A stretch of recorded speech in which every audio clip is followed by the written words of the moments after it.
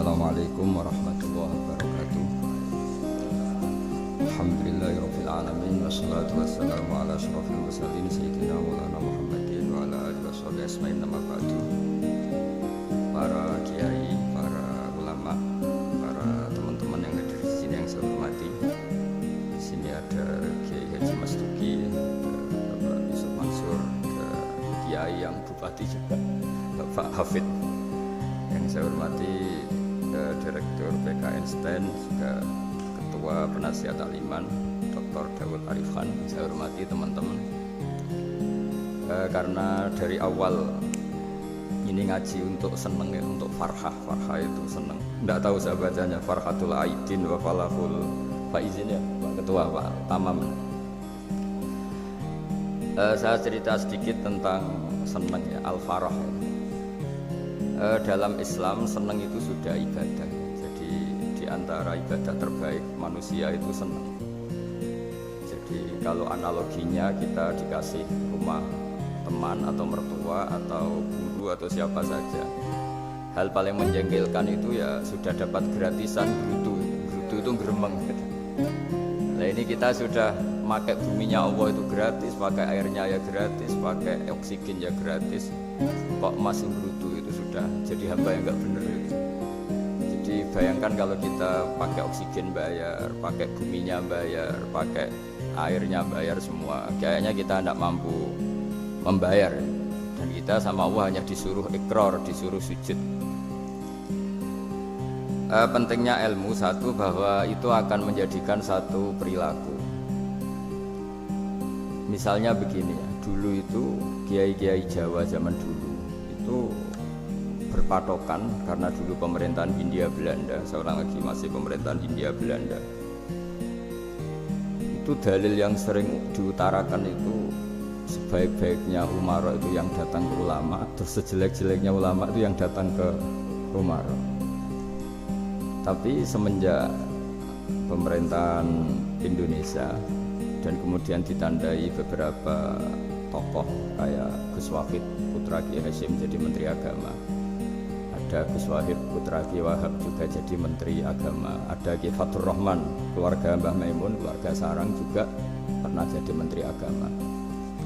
Kemudian bersamaan dengan itu dibangunlah satu pegangan ilmu. Pegangan ilmu ini penting karena ini yang mengilhami semua orang Islam, terutama ya utamanya ulamanya. Ada seorang ustadz, seorang guru ngaji yang karena melihat rata-rata penguasa itu zalim ya, datang ke Harun Ar-Rasyid. Ini perlu disimak, datang ke Khalifatullah atau Amirul Mukminin Harun Ar-Rasyid. Karena beliau seorang raja, tentu terduga lah, atau ya umumnya atau gimana lah istilahnya, itu ya rata-rata ya agak seenaknya, namanya raja, namanya penguasa. Ini dalam pikiran ustadz itu, tidak mesti dalam fakta. Kemudian si ustadz itu matur, ya Amirul Mukminin, inni nasihun lak famusyaddidun alaika fala tajidanna fi nafsika syai'an. Saya ini mau nasihati Anda, kemudian saya cara nasihati itu keras, tolong jangan dimasukkan hati. Dia bilang famusyaddidun alaika, saya nanti kalau nasihati itu keras sekali, tolong dimaklumi karena ini penting, karena Anda harus dinasihati secara keras. Tapi sebelum nasihat itu diutarakan, kata Harun Ar-Rasyid, karena beliau Bani Abbas dan beliau orang alim, termasuk muridnya Imam Malik, kata Harun Ar-Rasyid, uskut, kamu diam Ustaz. Inna Allaha ta'ala arsala man huwa khairun minka ila man huwa syarrun minni wa ma'adzalika yaqulu Allahu ta'ala faqula lahu qawlan layyinan la'allahu yatadzakkaru aw yakhsha. Jadi ini sekaligus etika dan norma ya bagi semua dai di Indonesia dan semua kita. Wahai Ustadz, kamu diam. Allah Ta'ala itu ngutus orang yang lebih baik ketimbang kamu, yaitu Nabi Musa, ke orang yang lebih jelek ketimbang saya, yaitu ke Fir'aun. Itu saja harus pakai etika, faqula lahu qawlan layyinan, kamu harus ngomong yang halus. Jadi intinya ini Harun Ar-Rasyid komplain, kamu itu kalau jadi ustadz kok ngaji kira-kira gitu. Jadi betapa baiknya orang dulu memahami Quran. Jadi Quran itu dibaca, kemudian kita mungkin baca terus jadi cerita, Mungkin ada yang baca jadi perilaku, ada yang baca kemudian itu mengilhami, membentuk. Nah kira-kira itulah yang membentuk kiai-kiai alim di NU, di beberapa pesantren maupun orang-orang alim di luar NU. Asal apa ya, ngajinya dan bacanya seperti kita, pasti seperti itu. Karena cara berpikir tadi sudah. Jadi akhirnya si ustadz tadi keluar dan minta maaf, anta a'lamu minni, ternyata engkau lebih alim ketimbang saya. Jadi kalimat famusyaddidun alaika, saya akan keras cara memberi nasihat, itu yang diket, yang dipotong, yang dibatalkan atau yang diralat oleh Khalifatul Harun ar-Rasyid. Yaitu dikatakan innallaha ta'ala arsala man huwa khairun minka ila man huwa syarrun minni. Yaitu Allah mengutus orang yang lebih baik ketimbang kamu, yaitu Nabi Musa, ke orang yang lebih jelek ketimbang saya, yaitu Fir'aun. Itu pun harus faqula lahu qaulal layyinan. Cara berdakwah harus dengan kata-kata yang halus, yang lembut, yang indah. Dan dengan kata-kata itu diharapkan la'allahu yatadzakkaru aw yakhsha. Semoga yang didakwai menjadi ingat. Sehingga dengan kemampuan ilmiah seperti ini menjadi pegangan bersama bahwa kita sebagai dai atau sebagai tetangga atau sebagai sama-sama warga Indonesia, bawaan kita memang harus faqula lahu qaulal layyinan la'allahu yatadzakkaru aw yakhsha. Kemudian dalam disiplin ilmu yang lain, halus itu tidak kuat. Angin itu ya halus, tapi kalau di manage itu jadi kekuatan yang dahsyat. Begitu juga air dan sebagainya. Sehingga tidak perlu khawatir terus kalau dakwah halus itu tidak punya efek yang signifikan. Tidak juga. Allah Ta'ala itu pengelola angin. Angin itu kekuatannya dahsyat, sehingga Nabi Sulaiman dikasih kekuatan angin dan bisa terbang kemana-mana. Kemudian sekarang jadi teknologi yang banyak memanfaatkan angin, mulai rem, mulai apa saja. Sehingga dari cerita saya ini kemudian terus kiai-kiai itu membentuk dakwah termasuk di ekonomi dengan cara yang rileks. Nah cara rileks itu satu tentu dimulai dengan ilmu. Misalnya begini, saya beri contoh. Ketika ada orang melafadzkan kalimat la ilaha illallah, tiada Tuhan selain Allah. Kemudian kalimat ini mungkin kalau orang NU baca itu rutin ya, karena kiainya kelamaan ya yang ikut sambil tidur ya. Kalau tahlil itu disebut kiai tertentu itu mesti yang belakang wah suwi itu kalau kiai itu lama itu. Nah kiainya juga karena jadi lakon ya kan lebih semangat karena pegang mic. Biasanya gitu di NU itu. Kalau khotib mesti semangat karena yang pegang mic, yang dengerin mesti ngantuk karena monoton gitu. Karena yang mendengerin sudah tahu pasti nyuruh baik meninggalkan yang jelek. Jadi ilmunya sudah disimpulkan dulu. Setiap yang tidur di masjid mesti tak tanya kenapa tidur. Ilmunya tidak ada perkembangan, Gus, nyuruh yang baik meninggalkan yang jelek. Tapi kalau ilmunya agak ada perubahan kan dengar semua pasti nyuruh yang jelek meninggalkan yang baik. Karena watak manusia itu agak-agak suka fitnah, itu suka geger. Tapi kalau monoton itu mesti enggak itu. Tapi yang menjadi pegangan kita, saya ulang lagi, itu ilmu dulu. Saya ulang lagi itu. Saya berkali-kali menyontohkan, kalau ada orang kafir, orang yang tidak bersyahadat 70 tahun, kemudian dia bersyahadat sekali saja di akhir hayatnya. Itu kata Allah, qulil ladzina kafaru iyantahu yughfar lahum ma qad salaf. Katakan ke mereka yang kafir, jika dia mau bersyahadat, itu masa lalunya diampuni semua. Sehingga kedahsyatan kalimat ini luar biasa. Orang yang kafir 70 tahun saja barokahnya la ilaha illallah ini dosanya bisa diampuni semua. Nah kemudian karena ilmu ini tidak begitu populer atau kurang dipopulerkan atau kita sendiri kurang menghayati, sehingga la ilaha illallah itu lebih dianalisis cara lafadz ini, pelafatannya ada sanadnya ndak ya. Terus cara melafatkan bareng-bareng seperti itu ada tumpengan ini bid'ah enggak ya. Jadi pertanyaannya sudah tidak tentang keramatnya atau sakralnya atau fadilahnya la ilaha illallah, tapi sudah macam-macam. Dan cara seperti ini ada hadisnya enggak, legal enggak, terus ada sanadnya enggak.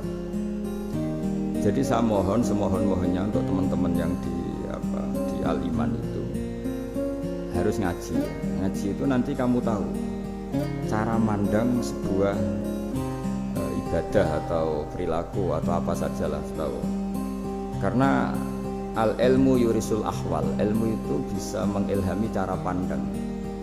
dulu, yaitu saya ulang lagi, ketika zaman Hindia Belanda, karena pemerintahnya Hindia Belanda itu ulama-ulama keras sekali, sejelek-jeleknya ulama itu yang datang ke Umaro. Tapi setelah era Mbah Hashim, era sampai Mbah Maimun, itu mereka peduli sama Umaro, sama semuanya sama-sama warga Indonesia yang ingin melihat Indonesia yang lebih baik. Sehingga banyak, ya kakak saya sendiri pernah wakil bupati, terus putra Mbah Maimun wakil gubernur, ini teman saya Ki Hafid ya bupati. Semenjak itu terus, dan itu nggak lepas dari cara pandang, yaitu cara pandang diantaranya adalah cerita tentang Nabi Musa yang Allah tetap peduli sama Fir'aun, sehingga tetap didakwai Nabi siapa? Musa. Dan posisi Musa datang, bukan memanggil. Ya, cuma kayak sampai sekarang tuh belum pernah ke kantor bupatinya Pak Hafid, karena kadang-kadang orang terus curiga mengajukan proposal, jadi agak repot. Ketemu bupati itu sialnya kiai kan, mesti pikirannya orang bupati ini nyangoni, kiai ini disangoni itu terus kayak kita fakir miskin itu. Jadi makanya saya itu belum pernah datang, tapi alhamdulillah karena beliau berambisi menjadi wa khairul umara mayatuna babal ulama. Jadi datang tapi sangat ambisius, ingin mengalahkan ulama, karena dia kalau datang statusnya lebih tinggi. Ya tidak apa-apa, ini tawaduk tapi niatnya nggak begitu tawaduk. Jadi datang. Makanya saya kemarin Yusuf Mansur pas datang, Pak Ustadz Yusuf Mansur saya datang harus sekali saja, kalau kedua kali ribet. Karena kalau beliau datang dia punya status tawaduk. Lama-lama yang didatangi jadi takabur, saya jadi yang ahli neraka, dia ahli surga. Saya akan rugi dong. Hanya rugi, gue kehilangan teh, kehilangan kopi, beliau berstatus tawaduk, saya berstatus takabur, kan repot. Makanya saya berharap jangan datang lagi. Karena jadi repot itu, jadi repot kan. Padahal saya kalau disuruh datang ke Jakarta kayaknya ya berat, selain sibuk juga takut ganggu saya. Jadi saya sering di Jakarta, tapi ya tadi jarang ya. Biasanya ngajarkan waktu hanya pas saja, tidak kurang tidak lebih. Biasanya ngajar di pondoknya Pak Kures itu di Baitul Quran ya, dan yang ngajar santri-santri. Nah, jadi pemahaman Quran dulu itu kata Imam Ghazali, ini sekaligus karena ada Pak Ustadz Yusuf Mansur, itu membaca Quran itu membaca, bukan bercerita. Kalau kamu membaca seperti ini, kunta qori'an, kamu pembaca. Pembaca itu yang mengambil pelajaran. Tapi kalau kamu hanya cerita, itu namanya kunta hakian. Sebenarnya Anda tidak membaca Quran, tukang cerita. Misalnya tadi cerita Nabi Musa datang ke Fir'aun. Itu kalau kamu hanya cerita, wah dulu itu ada orang namanya Fir'aun, didakwai Nabi yang namanya Musa. Ya ini namanya tukang cerita. Kalau kamu pembaca tidak gitu. Betapa baiknya Allah, orang sengawur Fir'aun saja inginnya Allah masih ingin diselamatkan dengan mengutus Nabi Musa kekasihnya. Itu namanya kunta qori'an, kamu pembaca betul, bukan kunta hakian, kamu tukang cerita. Begitu juga seterusnya tentang Quran, ayat-ayat seterusnya. Sehingga yang diharapkan dari pembacaan Quran itu memang kita sebagai ahli baca, ahli mu'tabir ya, ahli yang ngambil pelajaran, bukan tukang apa? Cerita. Sehingga dulu ketika Sayyidina Umar radhiyallahu anhu ketika membuka Baitul Maqdis atau Baitul Muqaddas dan diajak syukuran, pesta-pesta makan itu, beliau nggak mau. Ketika ditanya kenapa engkau nggak mau, alasannya itu langsung beliau baca Quran. Jadi saya punya sekian contoh, saya ulang lagi, saya punya sekian contoh. Orang-orang dulu dengan Quran itu menyatu, bukan sekedar dihafal tapi menyatu. Sehingga bawaannya itu sudah Qurani, sudah Quran. Saya beri contoh pertama Rasulullah SAW, nanti Umar kedua. Rasulullah itu pernah nggak makan sampai 3 hari. Terus ditanya oleh sahabat, lalu kekuatan engkau bisa hidup apa? Ngendikan al-aswadani, maksudnya itu tamar dan air, hanya makan kurma dan air. Tapi beliau tidak ketemu roti atau nggak ketemu nasi lah kalau orang Indonesia. Hari ketiga dikasih makan oleh sahabat, dipotongkan kambing, kemudian baru makan 3 lukmah, kira-kira ya 3 asupan nasi, berhenti. Padahal sahabat yang lapar sama dengan Rasulullah itu membayangkan Nabi itu sampai kenyang, sampai apa. Tapi ketika ditanya, seperti ini pun nanti ada hisabnya. Walatus alunna yauma idzin anin naim. Jadi acara makan-makan gini itu nanti ada hisabnya. Nabi nangis. Akhirnya sahabat nggak jadi nerusin makan. Jadi ketakutan orang dulu sama ketika Sayyidina Umar dijak pesta ketika memenangkan Baitul Maqdis itu. Inna wa ta'ala ayyara qauman. Allah itu mengkritik sebuah komunitas kaum karena apa? Adhabtum thayyibatikum fi hayatikum dunya wastamta'tum biha. Kamu adalah orang-orang yang jatah nikmat kamu sudah kamu habiskan di dunia. Adhabtum itu kalian habiskan jatah kenikmatan kamu di dunia. Wastamta'tum biha, kamu di dunia sudah berpuas-puas. Maka jatah Anda sekarang di akhirat habis. Sehingga Sayyidina Umar enggak mau pesta-pesta karena takut jatah nikmatnya habis. Kata beliau terus astabqi thayyibati, akan saya sisakan sisi-sisi kebaikan saya supaya tidak habis. Corong Jawa itu aja dientek-entekno biar jatahnya masih. Sehingga di dunia kiai itu ya meskipun saya akrab bupati, akrab mungkin wakil gubernur, saya itu ya jarang ketemu. Karena kalau orang Jawa bawaannya ketemu ya makan-makan, guyon-guyon. Nak keterusan ras do mlebu swarga. Makanya saya pastikan Pak Yusuf Mansur kesini tidak akan saya jamin, biar aja, biar jatahnya masih. Jadi ini bukan karena saya bakhil, biar jatahnya masih. Ya, jadi itu ilmunya kiai. Nah, efek dari ilmu ini dahsyat. Kalau Anda berpikir tentang nasib Anda di akhirat, nanti bawaannya juga tidak akan mudah menyalahkan orang lain, tidak akan menghakimi orang lain karena sibuk dengan dirinya sendiri, tapi tidak dengan makna egois, tapi makna orang baik itu siapa? Orang yang sibuk dengan aib pada dirinya, dengan kekurangan pada dirinya, saking sibuknya mikir aibnya sendiri, tidak sempat mengoreksi aibnya orang lain. Itu awal ilmu.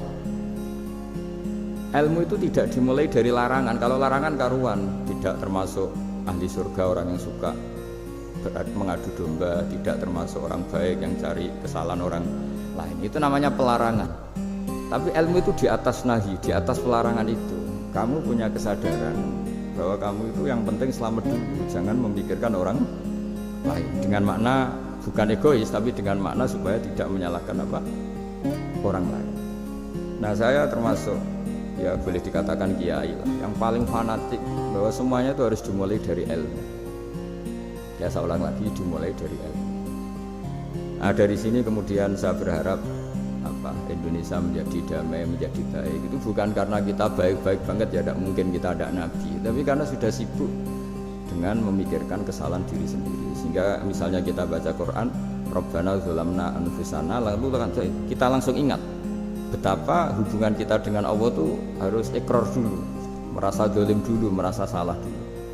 Nah, kalau semua orang merasa salah di depan Allah itu mesti bawaannya nggak mudah menyalahkan orang lain, karena kita bilang Rabbana dzalamna anfusana.